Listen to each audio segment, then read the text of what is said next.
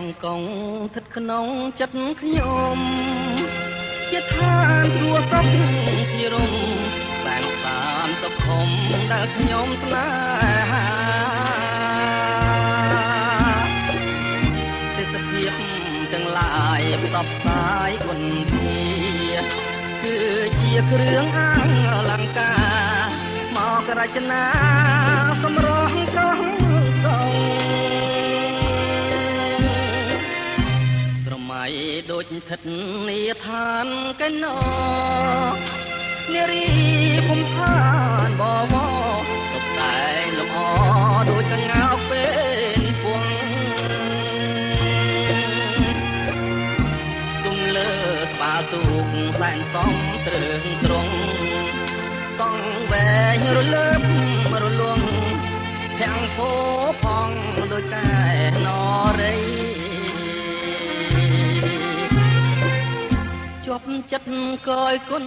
អរុនរៀងរាំងទូកមីដេដាកំរប្រទេសទេសភាពប្រពៃជាប់ចិត្តកយគុណសាយ័នសម័យរលករលេងចាំងរស្មីដូចពេញឆ្នៃរញ្ចនា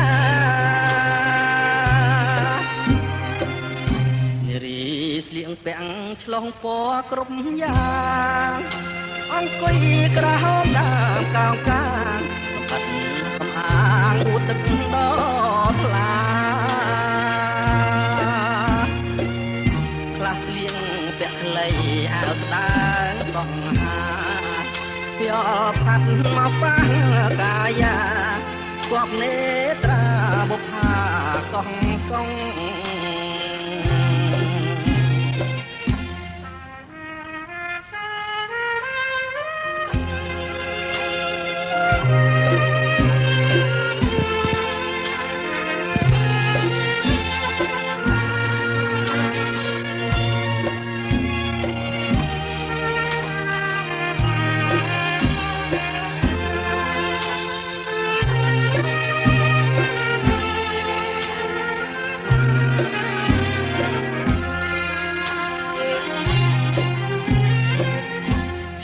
ចិត្តកយគុណអរុនរៀងរាំងទូកមីដេដាកំរប្រទេសទេសភាពប្រពៃជាប់ចិត្តកយគុណសាយ័នសម័យរលករលេងចាំងរស្មីដូចពេជ្រឆ្នៃរញ្ចនា